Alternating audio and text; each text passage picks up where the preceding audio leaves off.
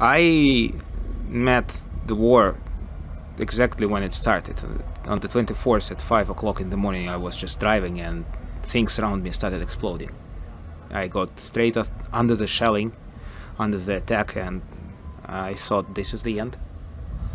Like, I was trying to get out of there, driving 180 kilometers in a very narrow road. Yeah, just it was still dark, and I saw things I before that only saw in movies, like huge explosion with all these pieces flying around, and then they were falling right in front of me, and I was just driving around them, and all this smoke around. It was like real horror, but you are a part of it. And I was on the way back to Kiev, and I was just trying to get home as soon as possible. And I saw all these traffic jams. People were trying to get out of the city, and all the destruction because of the first attack. Yeah, here and there. And then the first week was the most horrible time because nobody knew what is happening. I got home. One of the first very things which I did. I contacted everyone in the band. We made a post on social media. And everyone stayed home.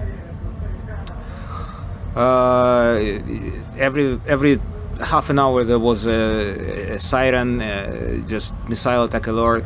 We went to the basement. I went to the basement alone because I was staying alone. I took my family out. Yeah, so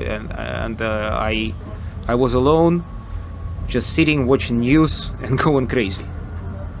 Then every second hour, half an hour, I go to basement, then go up, basement up, spend half of the night in the basement, and these huge explosions all around.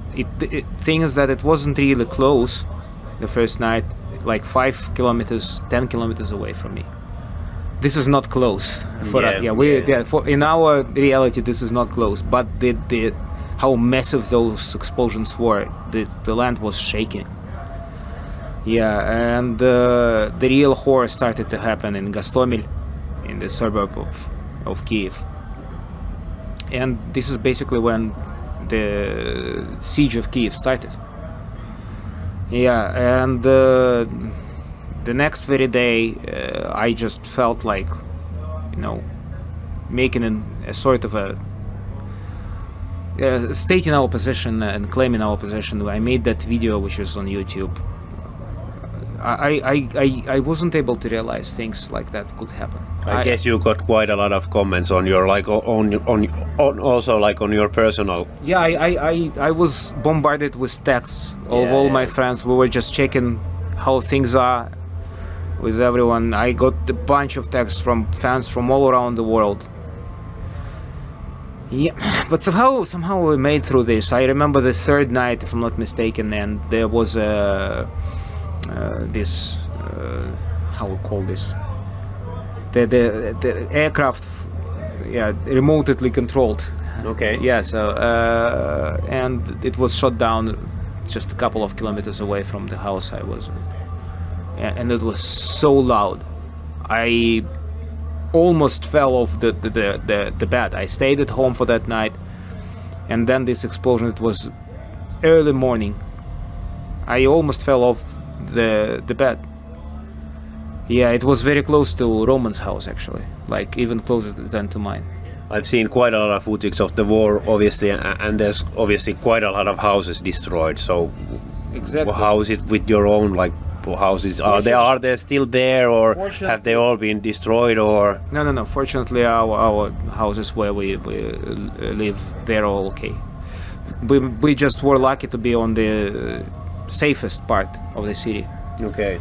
Yeah, but people who live in Gostomel, Irpin, and Bucha, there was a real hell on earth.